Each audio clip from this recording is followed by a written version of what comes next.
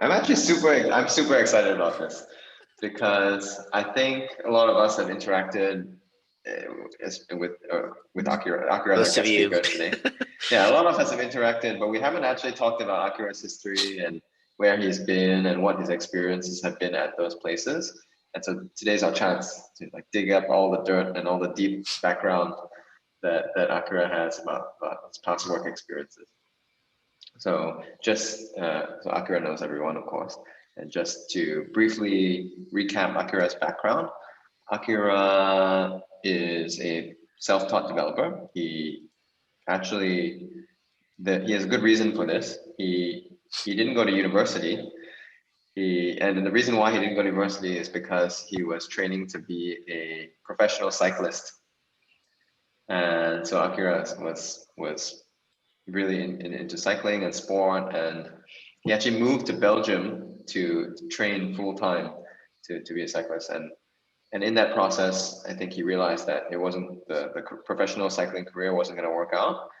And Akira is originally from San Francisco, and so when he decided that it wasn't going to work, he decided to move back to San Francisco and learn coding. I think through some friends, but Akira can evaluate on his own and also with the help of some friends, and Akira can elaborate on that later. And then worked at a few startups over the course of several years, including Hotshot Media, Wilingual, and a company called FTW Group. And Akira can elaborate on that later. After those experiences building products at various companies, he then joined General Assembly in New York. So he moved from San Francisco to New York to join General Assembly, where he started his teaching career. And that's where he got to work with some of the top teachers at these, because New York is a hub for boot camps. There's a lot of boot camps. And so Akira was with this group of all these network of boot camp instructors in New York, learning how to best teach boot camps and teach, essentially do what we're doing, which is get people jobs as software engineers. And then Akira decided that he wanted to move to Asia because he likes Asia, and met his girlfriend Stephanie in Asia, and transitioned to General Assembly in Singapore after some time traveling, before joining Rocket Academy, where he is now. Cool. So there's a lot to learn about Akira's experiences and from Akira's experiences. Super excited to welcome Akira today, and I think we'll hand it over to Akira first. Thanks, Akira. Yeah. I think that kind of sums it up. So I guess I don't think I have anything else to add to that really. Yeah, nothing, no other pertinent information. So maybe, yeah, we'll just like go right into the Q&A part if anybody wants to ask anything. Hey, Akira. It's Jikon here. Yeah, so I was just curious, like, what sparked your interest in cycling, and how was that whole experience for you like? Yeah. The original reason why I started cycling was I was like primary school age, I guess, like 12, 13. And my friend's parents were also very like really into cycling, and they were like the cool parents who would would do cool things, and they would take me and my friend, and we would go on these like weekend cycling trips where we would go. San Francisco is cool because you can like just ride to the north, and then within an hour or two get into this like park that you can just ride your bike in, and then we would camp, and then we would come back the next day. So that was kind of the start of the whole thing. And then like I eventually worked at I was like a bike mechanic for a while, and the people who worked at this store were doing the like competition, and so they got me into that. But I was already riding my bike a lot to begin with. That the area of California is very like conducive to that. It's like the weather's good, and the terrain is really good. Yeah, and then like eventually it turned like much more serious. I don't really remember exactly why, but it just seemed appealing. I think like in general, I liked the aspects of the great thing about something like cycling is if you just put in the work in theory, in principle, like you just get better. It's very straightforward. So I wasn't like a really great cyclist, but it was like if I could put in enough work, then I could always be getting better. On that note, are there any like similarities in like between cycling and coding? Yeah. Like I don't know if it could be a philosophical thing, like Mm. in principle. Both there's a beauty in both that you find and you enjoy in both. Right. There are a lot of, I feel like there are a lot of parallels in the sense that cycling is an endurance sport. So a lot of, most of how well you do centers around the training. So maybe not like some people in certain sports just have a natural gift that they don't really have to do anything about. So maybe football or target shooting or something. I don't know. There's certain sports where you can just kind of show up and then you do great. But cycling, no matter how talented you are, you still have to, basically everyone puts in the same number of hours almost. And so in the sense that endurance sports, like you have to have a good work ethic. Otherwise it's kind of all for nothing. And that's helped carry over to this. I think for my students and then just in general, people are surprised at how much hard work it is. Coding, you mean, not cycling? Yeah, coding, yeah. Right, yeah. Not my cycling students, yeah. Yeah, people are really surprised at like how much of a grind it is or something, or maybe because they hear about, like they watch The Social Network or something and then they're like, oh, I'll try coding. But it's a lot of grinding, I guess. So that carries over a lot, just like you get up every day and you do training, but also I think it's also the fact that you have to get enjoyment out of the practice. I also had friends who were like extremely physically talented cyclists and then they didn't really like training that much. So they weren't, it was always a battle or like a internal struggle because they had some talent, but they didn't really want to do a lot of the work. So then it held them back in a lot of ways. Yeah. Similar with programming is you can, some things can come easier to you, but actually, if you don't actually do any of the coding, then it's not going to amount to anything. It's easy to like read through all of the books and stuff and understand the concept, or the concepts aren't that difficult, but you actually have to go in there and do all the coding in order to like actually get anywhere. Yeah. Yeah, Akira, I have a question. So when you decided to change the track, right, to coding, so yeah, how you decided on what path, how to start the basics, right? So, it's a wild world actually. So yeah, how you pick up from where to start, and it's not like, in my case, if I say I will not be so much sure about out of all these topics, which one I should pick up, and how should I continue further. So what were the challenges you faced? Yeah. I started like a long time ago, actually. And so at that time, boot camps didn't really exist, or they were, I think this is around 2009, something like that.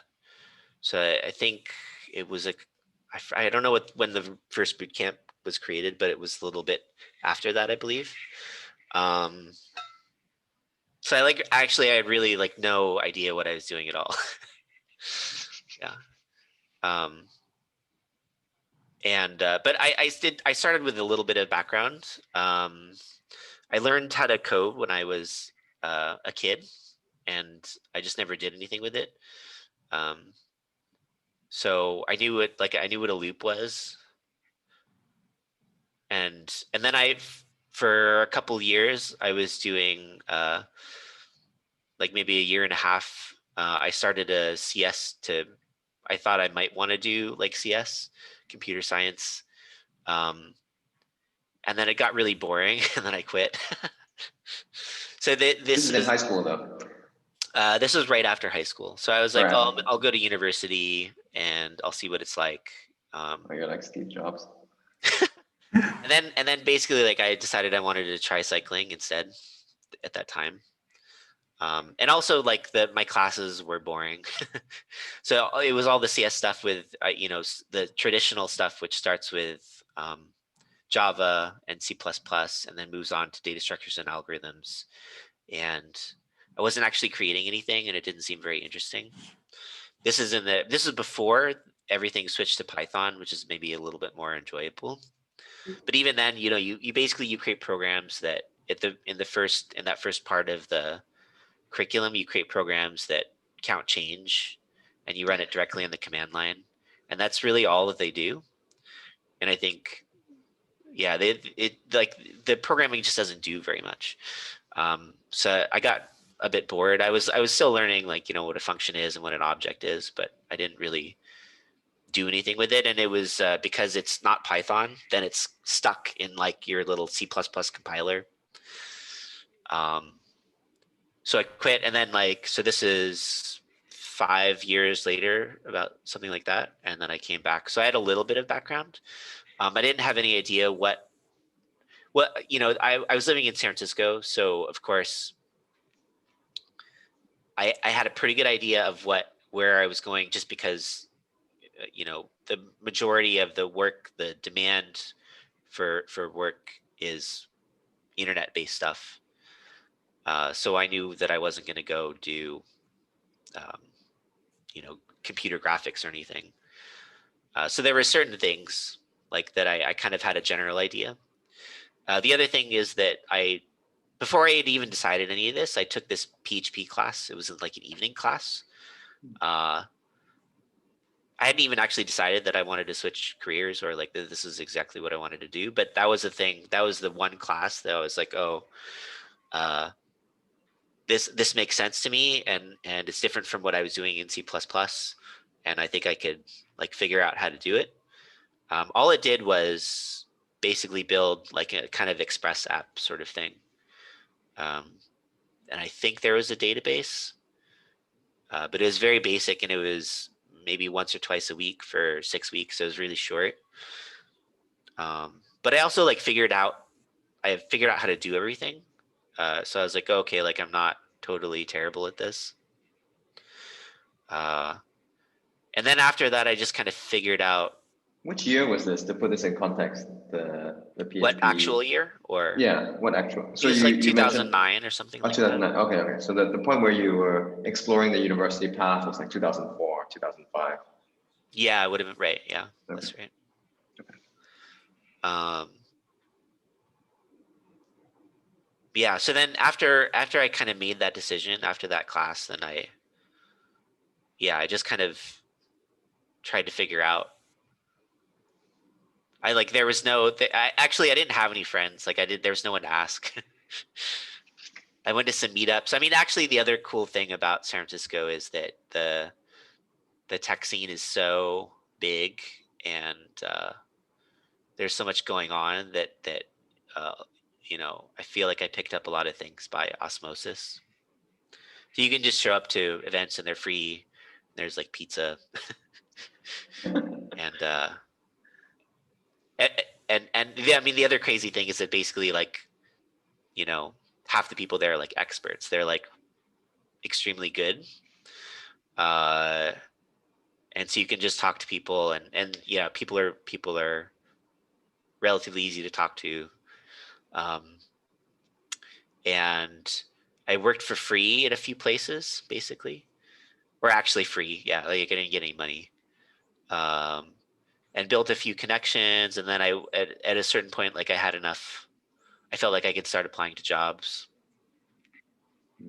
So it's very like non-linear. I mean, in every other sense, I had no idea like what to do or what I needed to know, other than I think I took one other class, and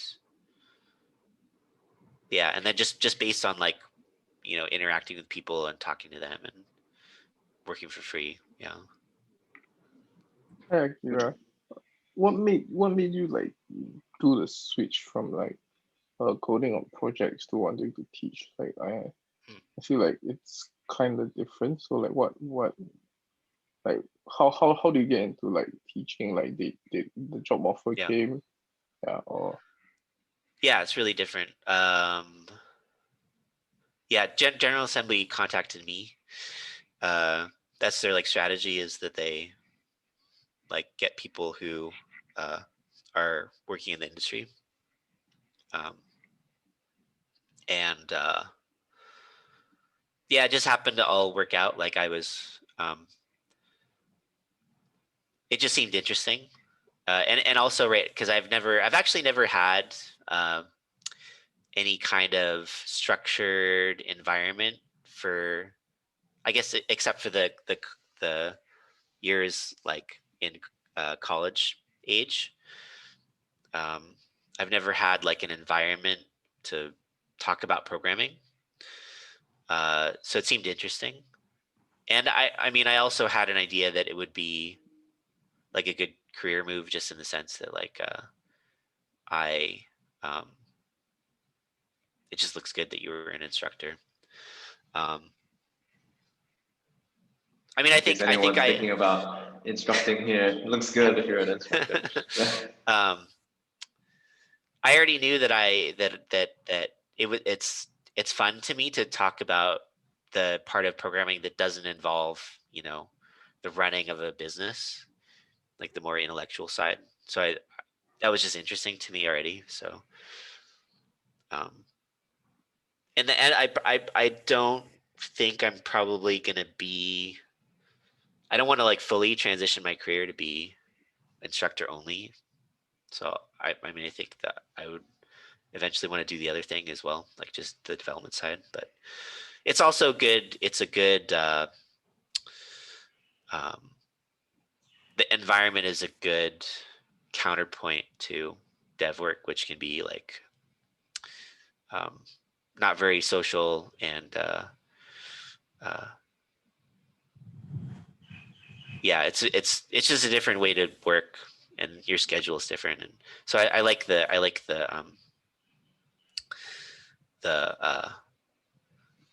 comparison between the two. Yeah. Akira, I have a related question to what can we ask. So other than the lack of, I guess, social interaction in, I guess, that in dev work, right? What are the push and pull factors drawing you to either be a dev or to be an instructor? And what do you like about either of them? I mean, I think my overall, like the thing that I'm most motivated by would be more the dev side, just in terms of like making things.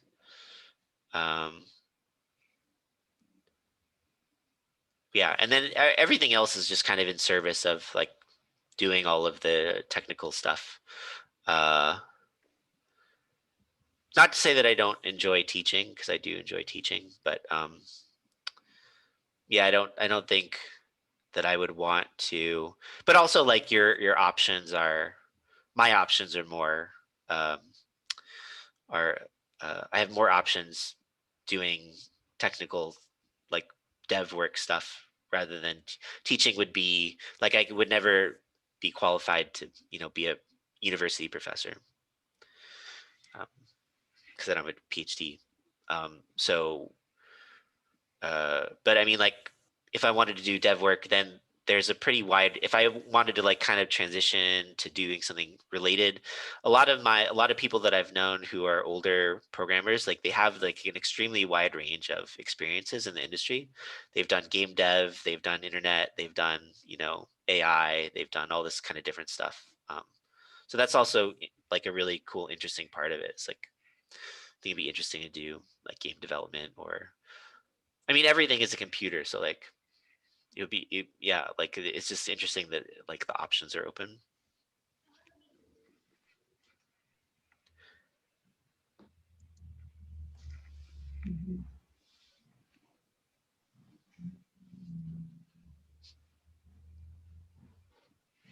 Hey Akira, it's me again. Yeah, so I saw on your LinkedIn that you have is it like a jewelry shop? So what's like the situation with that? Yeah, it's still running. I'm doing like everything there is so. But from the time that I left New York to the time that I came to Singapore, I was kind of splitting my time between.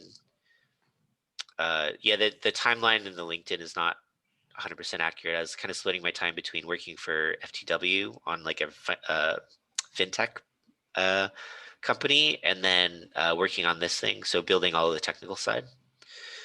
So right now I'm more doing like the business side, where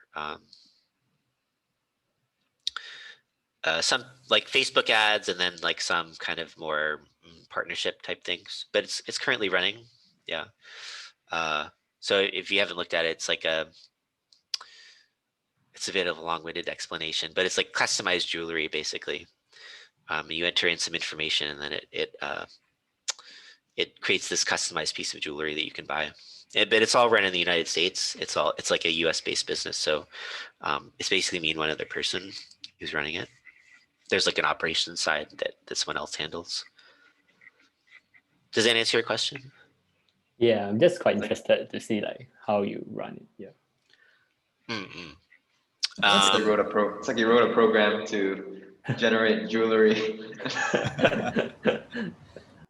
Yeah, I mean, like the technical side of it is actually kind of cool. It's like it's a 3D like mesh, like shape generated in JavaScript, and then it becomes like an actual like physical object. Cool. So do you have like I don't know, like somebody to print it for you in the States, or? Yeah, it's like a third-party service. Yeah. So the application, all it does is generate the shape based on some data, and then there's an API that sends this file to the service, and then pay for the thing, and then it gets manufactured and sent out. Cool.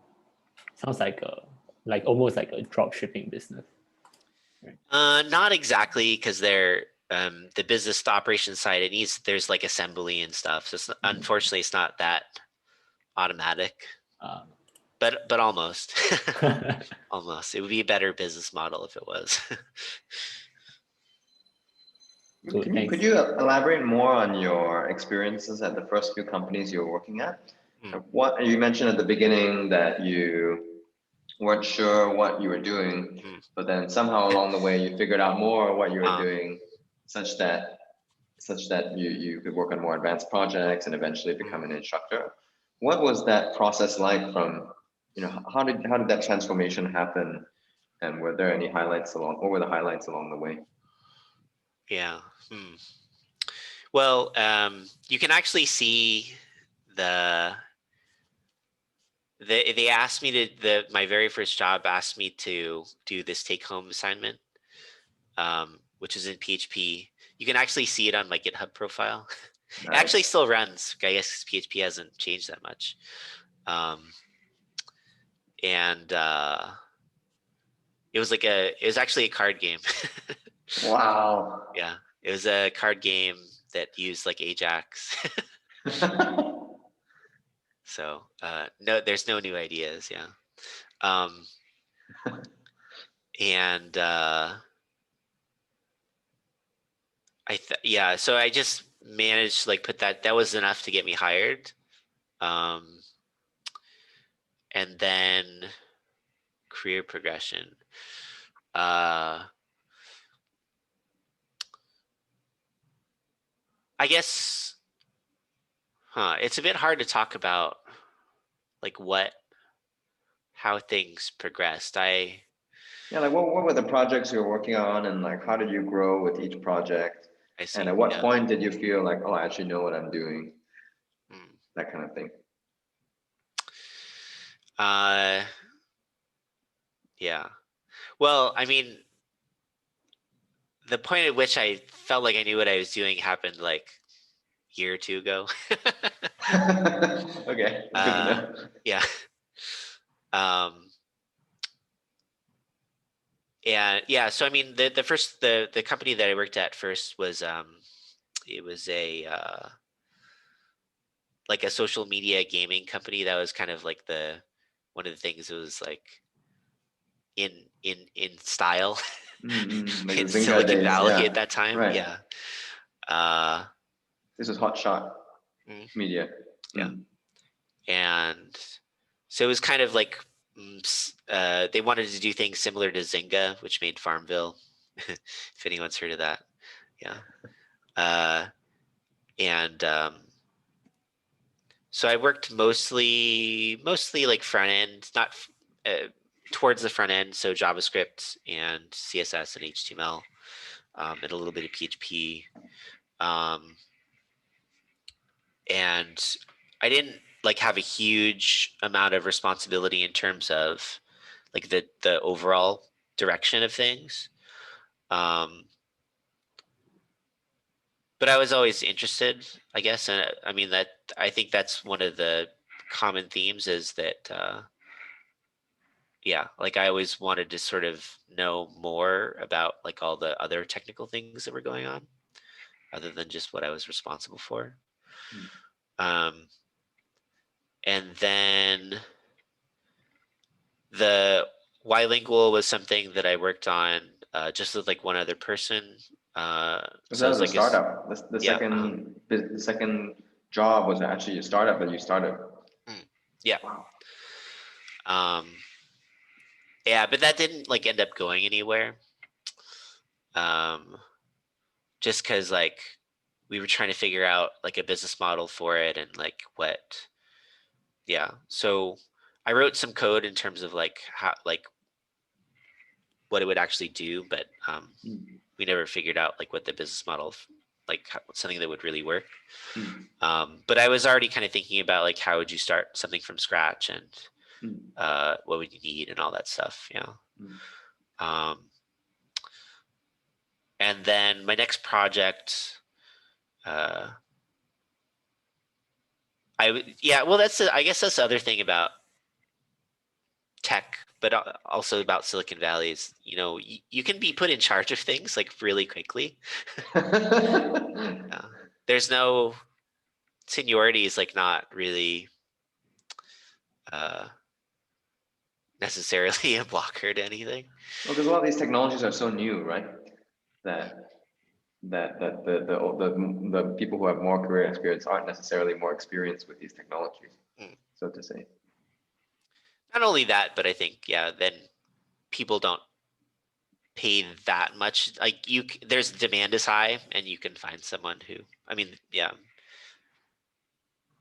I think nowadays, especially with things like, well, it's hard to know, but like you know, the way that things work now is you can get something going really quickly, and that didn't always used to be the case. When it was like C++, then you might have to have you know a lot of knowledge under your belt in order to actually like get something up and running. But today it's like there's a lot of other infrastructural pieces in place where that's not necessarily true. Yeah, so the next thing I did was it was like this college pricing comparison tool. This is after Bilingual. Yeah. Or after Bilingual. Okay. This is the FTW. Yeah. Okay. And I worked on a couple of aspects of that project, and then at the end, I was helping run the technical side. So I worked on like sort of the DevOps side that did the helped run the servers, like it was all on AWS, and then some of the like the backup, like backing up the instances and the data, like using scripts to do that. And I started as a contractor and was eventually hired. Yeah, and sort of similar, like I didn't know anything really about AWS when I started. They're like, oh, we'll just, figure it out. And yeah, and then it, that one turned into more of like a front end project. Well, not exactly front end, but it was Angular, right, which is a competitor to React, and sort of a big part of the system, but a lot of the work was in the front end. And then eventually I was hired, and I was sort of managing all of the entire app. And because of the project that the sort of piece that I was working on with the front end was basically half of the app. There was a whole administrative side. So it's like the app had a public facing side that was this basically Expedia, but in America for like college, university, because the pricing can be very confusing.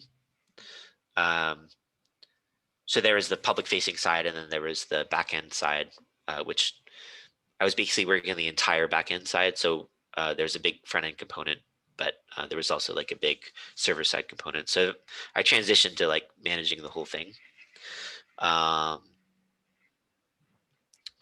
And that was in Rails, so I kind of knew what I was doing also. But I understood the whole system. I think mostly because it's not too hard to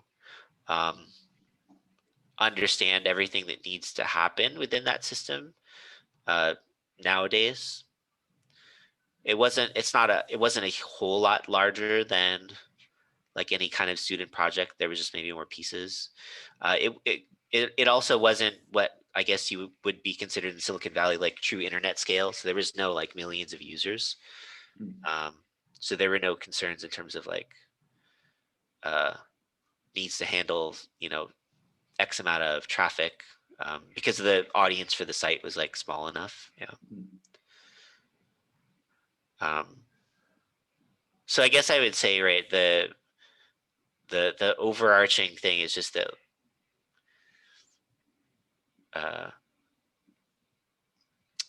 like there was no I didn't set out exactly to grow like my level of knowledge specifically in order to accomplish certain things. But I think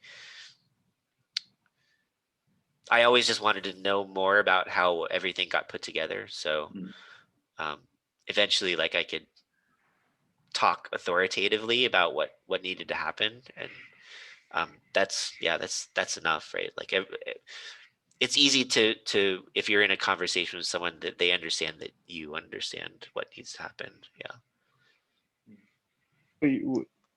Akira, it's me again. I'm Kenrick. So I was wondering whether you were ever FANG sexual, meaning were you like ever considered joining a FANG like throughout your career life, or is that like something like you never considered? Yeah.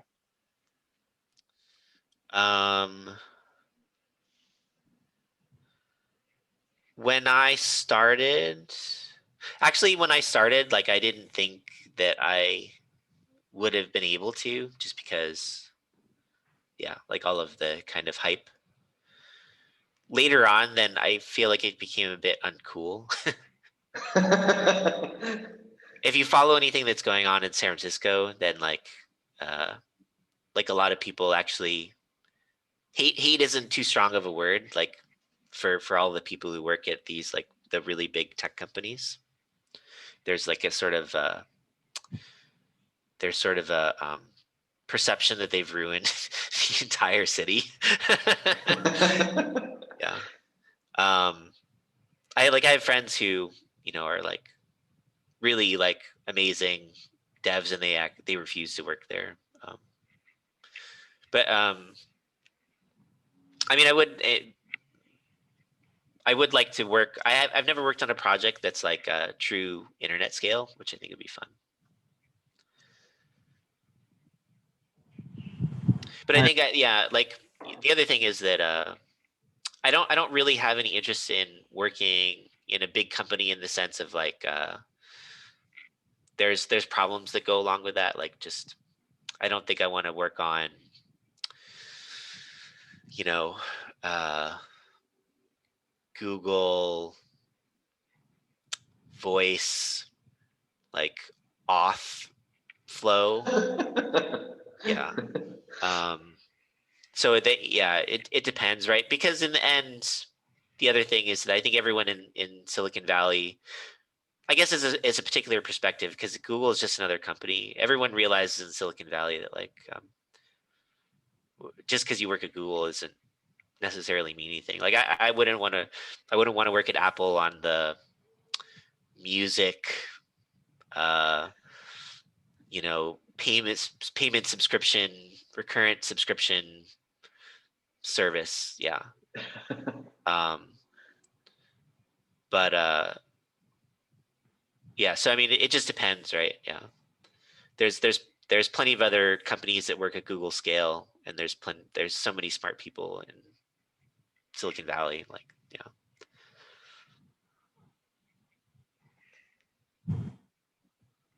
Yeah, Akira.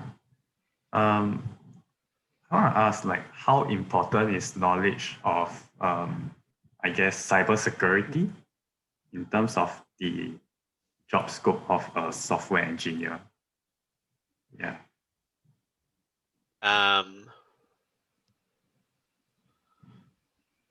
I think that the principles are really important. Yeah. Well, I guess it depends on your role, right, as well. And it depends on the application too. I guess like when you say you are confident that you know like your stuff, maybe for job, maybe for jobs such as like a senior or like a project leader, I guess. Yeah. Maybe they need to know like how the whole infrastructure works. Then do they have to have like knowledge on cybersecurity, or will they be in like a different department where another team leader focuses on the cybersecurity stuff, and then this product leader just deals with the development, the software development side, I guess. I mean, I would say that they're the same thing. It depends on how big the company is, I think, but in a big company, I guess, where you have a cybersecurity department, then it's adversarial to the development department, right? They're trying to actively figure out how someone might break in. But in the end, right, the people who are writing the software need to know why or how someone could break in order to not have that happen in the first place. So yeah, I mean, like as someone who is like responsible for those things, then you don't want to build an application where someone breaks in and there's like a data breach. Yeah, I mean, so I guess in that sense, it's one more thing to know. Does that answer your question? Or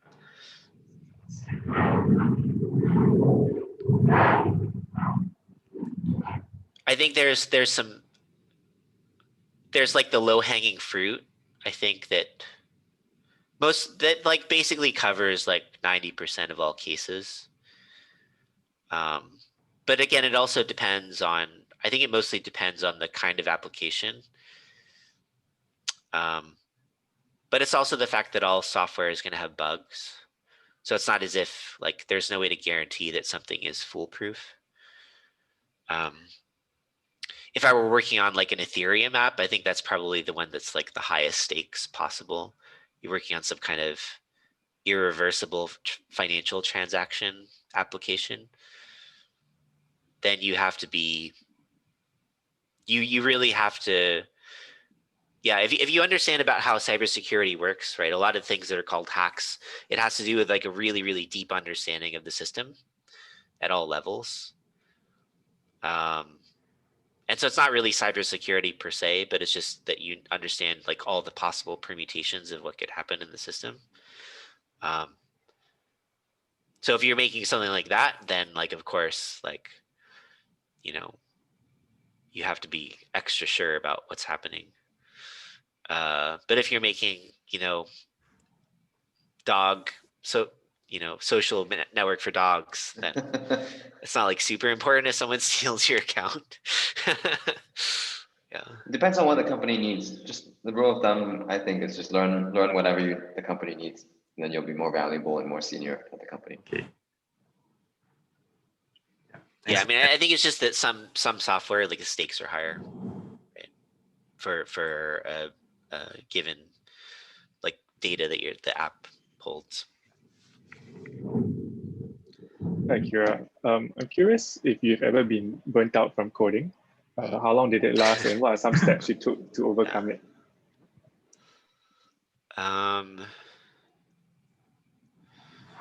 Yeah, I think like not total burnout, but yeah, I think so. I think I also like part of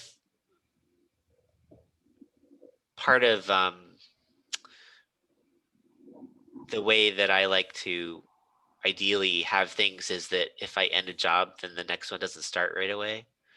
I think a lot of people aren't like that, but I guess especially because in tech, then there's the demand like is a little bit more higher than like I feel like I can just take time off and it doesn't, you know, it's not going to impact anything. Some kind of career advice is like never like don't have any gaps in your resume, which I think for tech, like people that don't really care that much. So I think that's just one like tip that I for me, I think it's important.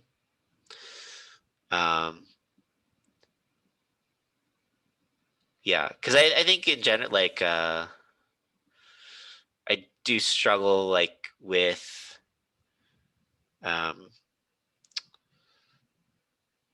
I like to have a job that I actually care about. So then I think that's puts you in danger of having burnout. Yeah, and then I mean I think just in the process of that, just like anything else, is just about trying to have some balance.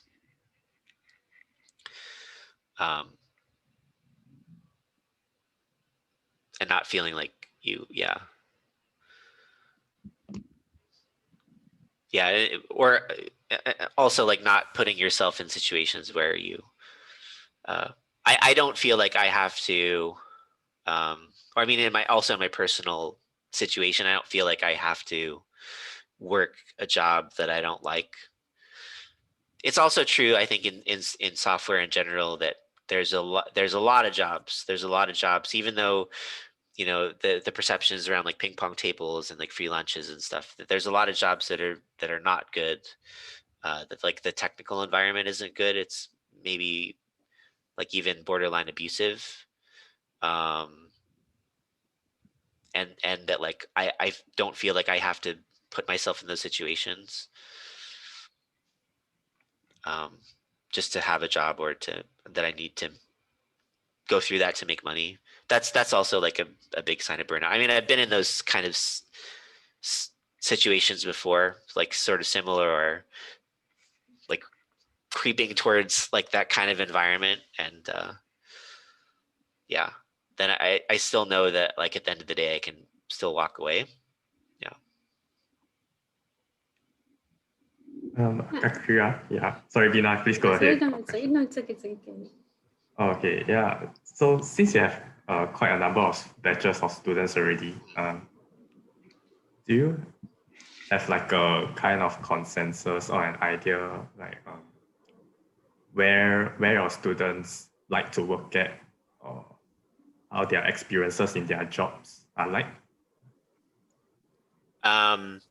Well, first of all, like the experience in America is very, very different from the experience in Singapore, I would say. I would say that, yeah, the program works these kinds of programs work much better in Singapore than they do in America. The places where, at least because the places where I've seen, the places where I have experience with are in these really big cities in America. And this kind of program, I don't think works for the majority of students.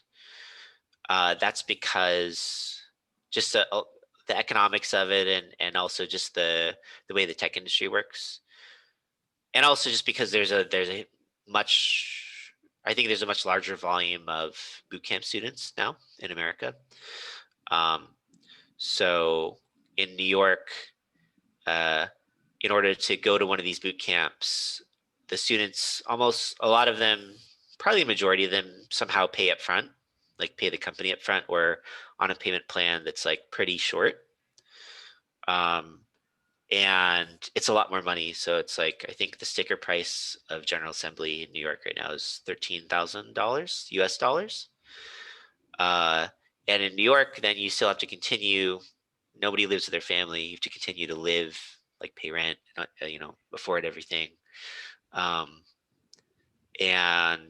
then that influences everything else. So either you have saved up a lot more money, or you have a lot less time to find a job.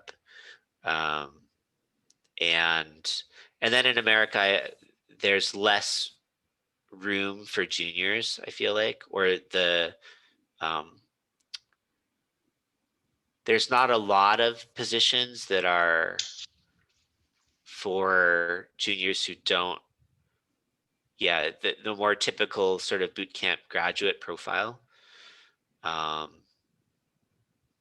upside of that is that I think probably the salary is, significantly more than it is in Singapore, but it's because the bar, just the way the hiring works there, I think, they expect the juniors to contribute a lot more and to just be a little bit more job ready. So I think a lot of my students who I had in New York, either they took a pretty long time to get their first job, or so like, the people who are either came in with a background or like were extremely fast to pick things up, successful within the program, then they were okay. But then the rest of the students, either they really struggled for a while to find a job, or they just did, they went into something tech adjacent, or maybe they didn't like go into tech at all. In Singapore, I feel like there is a particular kind of profile of the companies that most of the students work in, and that's like a more SME, like agency, a lot of agencies, or like smaller companies. And these are companies who are, because everywhere it's hard to find devs, and these are companies who are willing to, I think I said this before, like the bigger companies usually are less, just structurally more rigid in terms of like person A needs to talk to person B, needs to talk to HR. And so then they need to change the hiring practice at each one of those levels if they want to hire this bootcamp grad who doesn't fit the profile of the person they're normally looking for. So I think in that cases, that's a little bit more rare. And so, a company that's just smaller is able to change their hiring practices, is more likely to take on the bootcamp grad.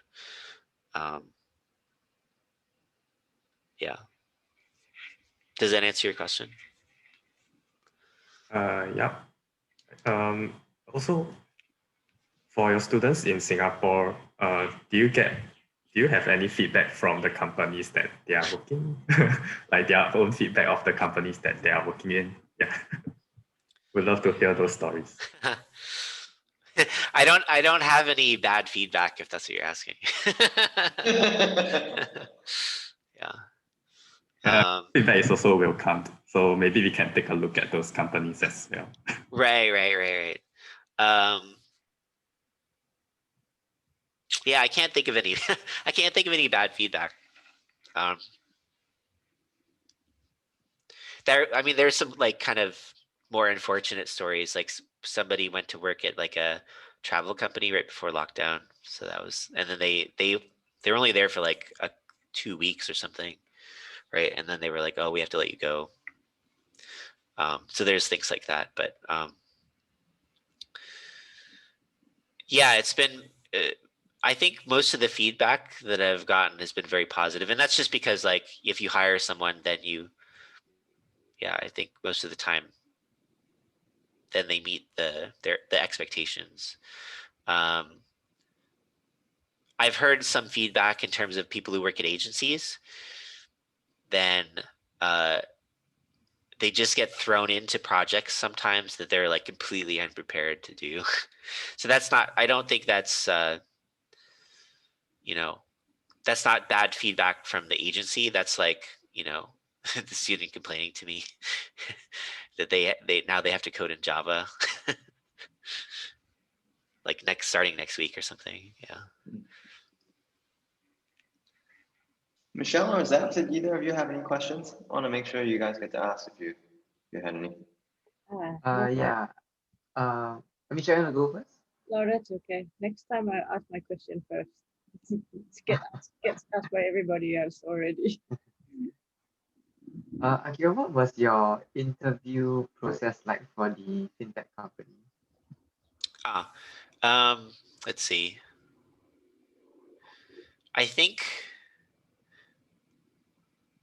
I've only ever interviewed at a job like maybe 5-7 times, like a real interview that wasn't like a phone screen.